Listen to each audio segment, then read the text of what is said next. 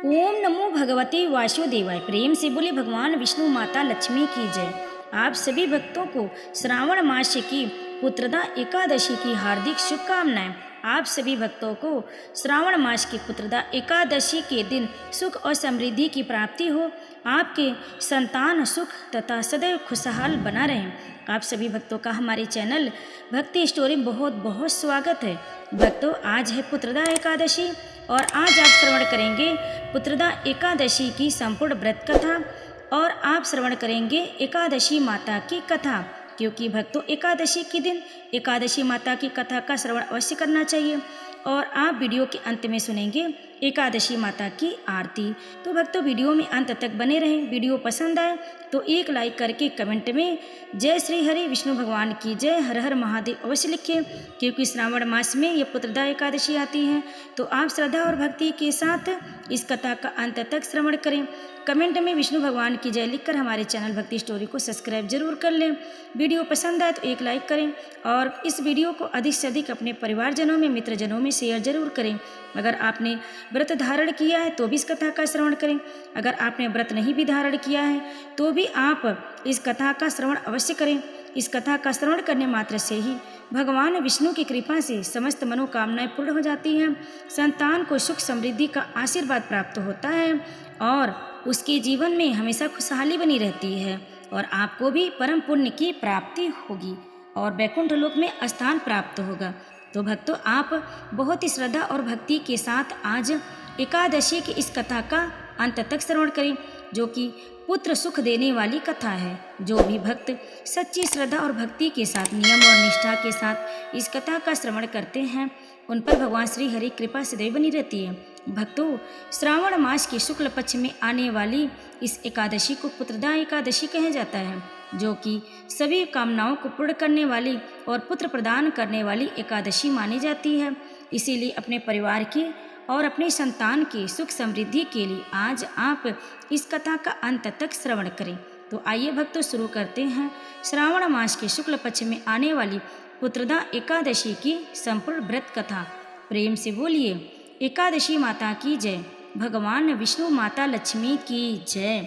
श्री युधिष्ठिर कहने लगे कि हे भगवान, मैंने श्रावण माह के कृष्ण पक्ष की कामिका एकादशी का सविस्तार वर्णन सुना। अब आप मुझे श्रावण शुक्ल एकादशी का क्या नाम है, व्रत करने की विधि तथा इसका महात्म्य कृपया करके सुनाइए। मधुसूदन कहने लगे कि इस एकादशी का नाम पुत्रदा एकादशी है। इस एकादशी को पवित्रा एकादशी कहा जाता है। पुत्रदा एकादशी व्रत रखने वाले व्यक्ति को पूजा के बाद श्रावण पुत्रदा एकादशी व्रत की कथा जरूर सुननी चाहिए। ऐसा करने से व्रत पूर्ण होता है और मनोकामनाएं पूरी होती हैं। अब आप शांति पूर्वक इसकी कथा सुनिए।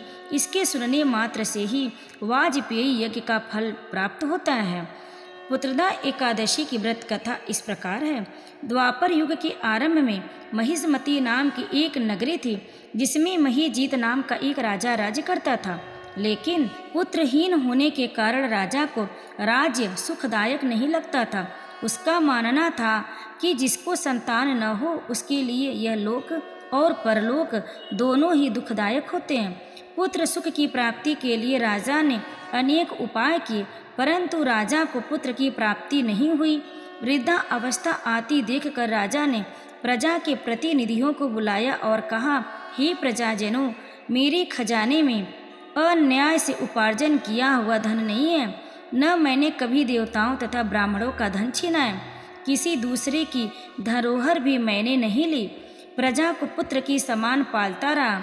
मैं अपराधियों को पुत्र तथा बांधवों की तरह दंड देता रहा।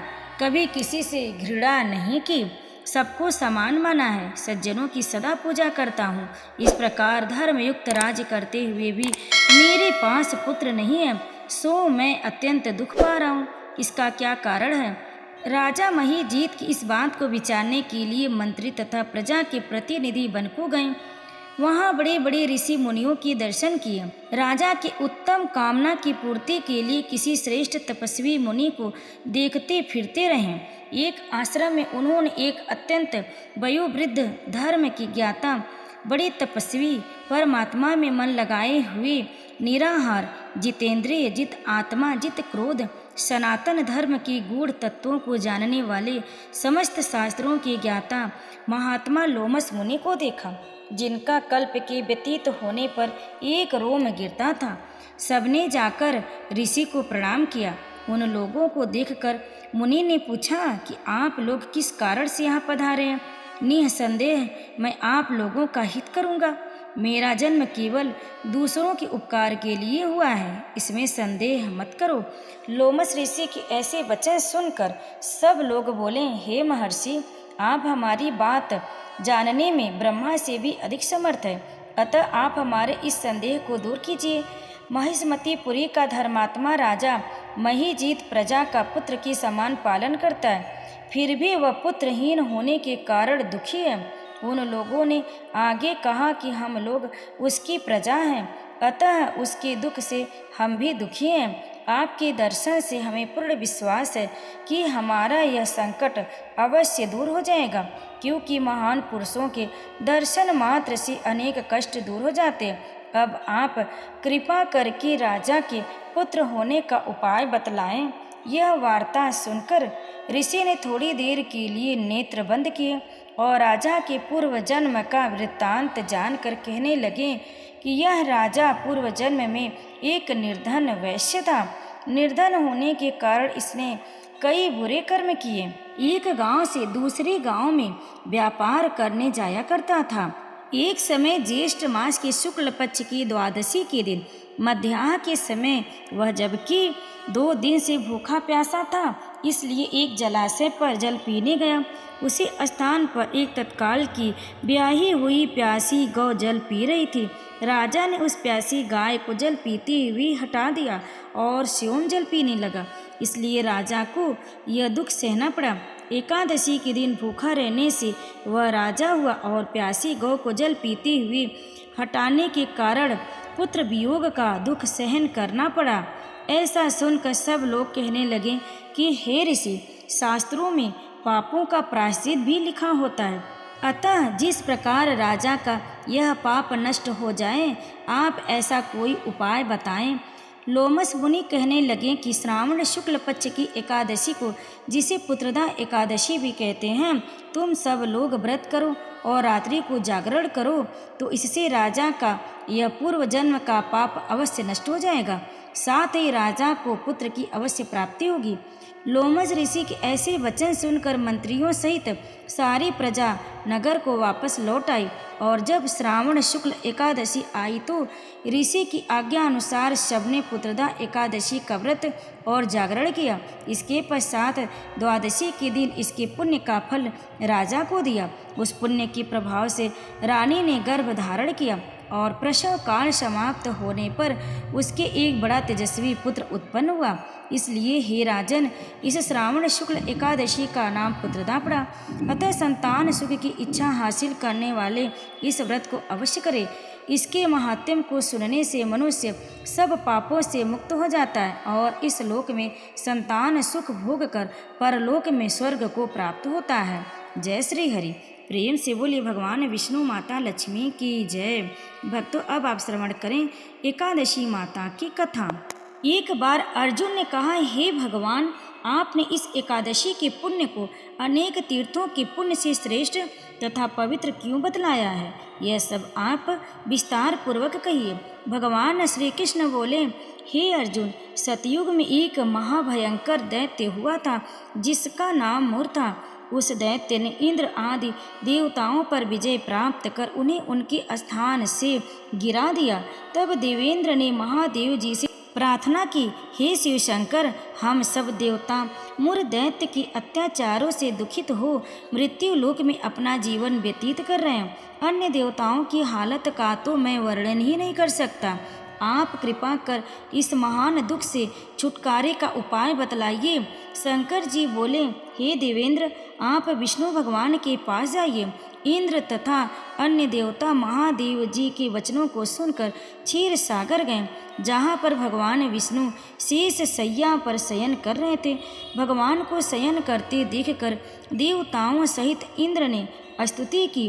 कि हे देवताओं के देव, आप स्तुति करने योग्य हैं, आपको बारंबार हमारा प्रणाम है।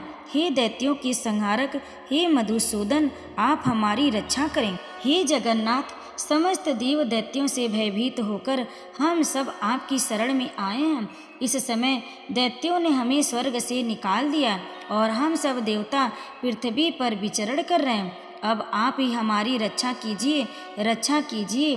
देवताओं के द्वारा करुणापूर्ण वाणी को सुनकर श्री विष्णु भगवान बोले, हे देवताओं, वह कौन सा दैत्य है जिसने देवताओं को जीत लिया है? भगवान के उन अमृत रूपी वचनों को सुनकर इंद्र बोले, हे भगवान, प्राचीन समय में नाड़ी जंगम नाम का एक दैत्य था।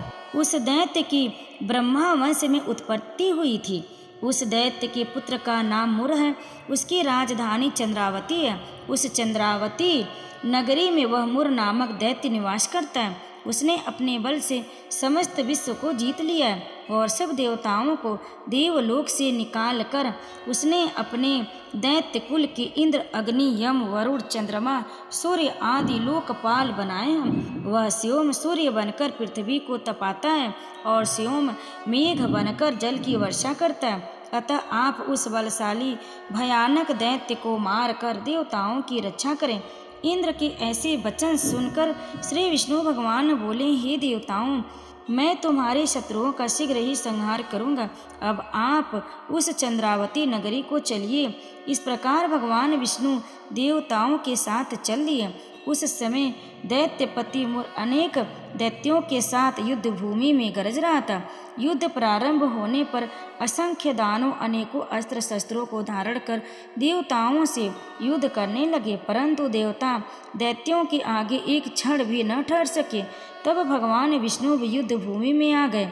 जब दैत्यों ने भगवान विष्णु को युद्ध भूमि में देखा तो उन पर अस्त्र शस्त्रों का प्रहार करने लगे। भगवान भी चक्र और गदा से उनके अस्त्र शस्त्रों को नष्ट करने लगे। इस युद्ध में अनेकों दानव सदैव के लिए सो गए, परंतु दैत्यों का राजा मुर भगवान के साथ निश्चल भाव से युद्ध करता रहा। भगवान विष्णु मुर को मारने के लिए जिन जिन शस्त्रों का प्रयोग करते वे सब उसके तेज से नष्ट होकर उस पर पुष्पों के समान गिरने लगे। अनेक अस्त्र शस्त्रों का प्रयोग करने पर भी भगवान उसको न जीत सके। वह आपस में मल्ल युद्ध करने लगे। भगवान विष्णु उस दैत्य से देवताओं के लिए सहस्त्र वर्ष तक युद्ध करते रहे, परंतु उस दैत्य को न जीत सके। अंत में विष्णु शांत होकर विश्राम करने की इच्छा से बद्रिका आश्रम चले गए। उस समय 48 कोस लंबी एक द्वार वाली हेमवती नाम की एक गुफा में शयन करने की इच्छा से भगवान उसमें प्रवेश कर गए। हे अर्जुन, अतः मैंने उस गुफा में शयन किया। वह दैत्य भी मेरे पीछे पीछे चला आया। तब मुझको शयन करता देखकर वह मुझे मारने को तैयार हो गया। वह दैत्य सोचने लगा कि मैं आज अपने चिर शत्रु को मारकर सदैव के लिए निष्कंटक हो जाऊंगा। उसी समय मेरी देह से एक अत्यंत सुंदर कन्या दिव्य अस्त्र धारण करके उत्पन्न हुई और दैत्य के सामने आकर युद्ध करने लगी। तब वह दैत्य आश्चर्य के साथ सोचने लगा कि यह ऐसी बलवान कन्या कहाँ से उत्पन्न हुई। वह दैत्य उस कन्या से लगातार युद्ध करता रहा। कुछ समय बीतने पर उस कन्या ने क्रोध में आकर उस दैत्य के अस्त्र शस्त्रों के टुकड़े टुकड़े कर दिए। उस कन्या ने उसका रथ तोड़ डाला। तब वह दैत्य महान क्रोध में भरकर उससे मल्ल युद्ध करने लगा। उस कन्या ने उसको धक्का मार कर मूर्छित कर दिया। उठने पर उसका सिर काट दिया। वह दैत्य सिर कटते ही पृथ्वी पर गिर गया और मृत्यु को प्राप्त हुआ। अन्य समस्त दानव भी ऐसा देखकर पाताल लोक को चले गए। जब भगवान विष्णु की निद्रा टूटी तो उस दैत्य को मरा देखकर अत्यंत आश्चर्य करने लगे और विचारने लगे कि इस दैत्य को किसने मारा है। तब वह कन्या भगवान से हाथ जोड़कर बोली कि हे भगवान, यह दैत्य आपको मारने को तैयार था, तब मैंने आपके शरीर से उत्पन्न होकर इसका वध किया है। इस पर भगवान बोले, हे कन्या, तूने इसको मारा है, अतः मैं तेरे ऊपर अत्यंत प्रसन्न हूँ। तूने तीनों लोकों के देवताओं को सुखी किया, इसलिए तू अपनी इच्छा अनुसार वरदान मांग। कन्या बोली, हे भगवान, मुझे यह वरदान दीजिए कि जो मेरा व्रत करे उसके समस्त पाप नष्ट हो जाएं और अंत में स्वर्गलोक को जाए, और मेरे व्रत का आधा फल रात्रि को मिले और उसका आधा फल एक समय भोजन करने वाले को मिले। जो मनुष्य भक्ति पूर्वक मेरे व्रत को करे वे निश्चय विष्णु लोक को प्राप्त करे। कृपया करके मुझे ऐसा ही वरदान दीजिए, जो मनुष्य मेरे दिन तथा रात्रि को एक बार भोजन करे वे धन धान्य से भरपूर रहे। इस पर भगवान विष्णु उस कन्या से बोले, हे कल्याणी, ऐसा ही होगा। मेरे और तेरे भक्त एक ही होंगे और अंत में संसार में प्रसिद्धि को प्राप्त होकर मेरे लोक को प्राप्त करेंगे। हे कन्या, तू एकादशी को पैदा हुई है, इसलिए तेरा नाम एकादशी होगा। जो मनुष्य इस दिन व्रत करेंगे उनके समस्त पाप जड़ से नष्ट हो जाएंगे और अंत में मुक्ति को प्राप्त करेंगे। तू मेरे लिए अब तीज, आठे और नौमी तथा 14 से भी अधिक प्रिय है। तेरे व्रत का फल सब तीर्थों के फल से भी महान होगा, यह मेरा कथन सत्य है। ऐसा कहकर भगवान उसी स्थान पर अंतर्ध्यान हो गए। एकादशी भी भगवान के उस उत्तम वचनों को सुनकर बड़ी प्रसन्न हुई। भगवान श्री कृष्ण बोले, हे अर्जुन, सब तीर्थों सब व्रतों के फल से एकादशी व्रत का फल सर्वश्रेष्ठ है। मैं एकादशी व्रत करने वाले मनुष्यों के शत्रुओं को नष्ट कर देता हूँ और उन्हें मोक्ष देता हूँ। उन मनुष्यों के विघ्नों को मैं स्वयं ही नष्ट कर देता हूँ। हे अर्जुन, यह मैंने तुमसे एकादशी की उत्पत्ति के बारे में बतलाया। एकादशी व्रत समस्त पापों का नष्ट करने वाला और सिद्धि को देने वाला है। उत्तम मनुष्यों को दोनों पक्षों की एकादशियों को समान समझना चाहिए, उसमें भेदभाव मानना उचित नहीं है। जो मनुष्य एकादशी महात्म्य को श्रवण व पाठन करते हैं उनको अश्वमेघ यज्ञ फल प्राप्त होता है। तो प्रेम से बोलिए, एकादशी माता की जय। अब आप श्रवण करें एकादशी माता की आरती। ओम जय एकादशी माता मैया, जय एकादशी माता। विष्णु पूजा व्रत को धारण कर शक्ति मुक्ति पाता। ओम जय एकादशी माता, तेरे नाम गिनाऊं देवी, भक्ति प्रदान करनी मैया, भक्ति प्रदान करनी। गण गौरों की देनी माता, शास्त्रों में वरनी। ओम जय एकादशी माता, मार्गशीर्ष के कृष्ण पक्ष की उत्पन्ना, विश्वतारिणी जन्मी। शुक्ल पक्ष में हुई मोक्षदा, मुक्तिदाता बन आई। ओम जय एकादशी माता, पौष के कृष्ण पक्ष की सफला नामक है मैया, सफला नामक है। शुक्ल पक्ष में होय पुत्रदा, आनंद अधिक रहे। ओम जय एकादशी माता, नाम षटतिला माघ मास में कृष्ण पक्ष आवे मैया, कृष्ण पक्ष आवे। शुक्ल पक्ष में जया कहावे, विजय सदा पावे।